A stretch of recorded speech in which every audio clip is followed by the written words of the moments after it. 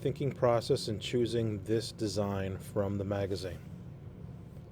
I hope this will make a little bit of sense. So the first thing that drew me to this design was this pattern, and this is a very typical checkerboard pattern. Nothing special, but that's what originally drew me to this design. Once I saw that, I noticed there was an interesting direction of the rest of the lines. Oops. Going this way.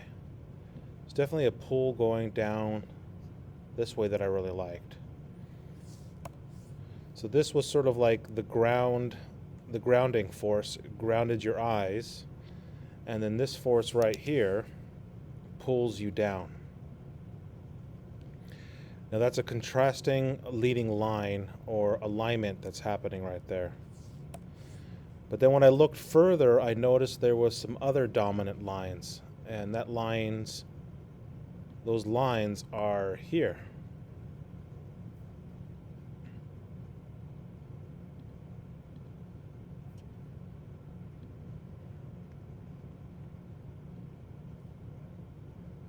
And not so much, but down here I noticed there was another one.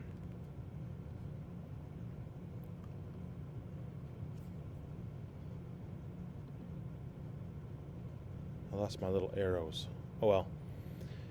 So I had these three leading lines going this way. I had lines going this way.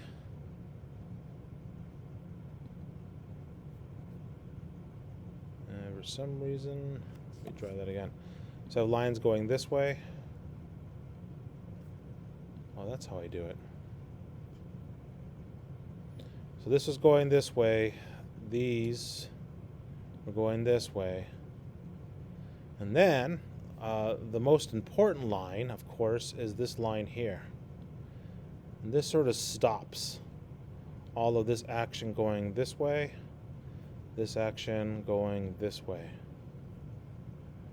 And I think that's a really good design when you have contrasting elements. And we first learned about balance, which leads you to this whole area. Let me get rid of everything. Hopefully now that I got rid of these things, you can actually see that there. Which leaves us to this gigantic area right here. This is sort of like the wall, and I like the color of it. I actually lightened this up a little bit in my final piece. But this here becomes the wall that all of this stuff going on here hits, and then you kind of bounce back into the piece and do the reverse. Next is, of course, the colors. So you got this repetition, this red, this blue, white, blue, white, blue, white, which is kind of good. There's also this whole notion of the red, white, and blue. So the flag, these are not stars, but these are kind of set as the stars. So I also like that connection. Now I played around with the color in my final piece, but I did like the fact that some of this stuff was three-dimensional, especially these pad-looking type things. So I emphasized that using some highlights and shadows.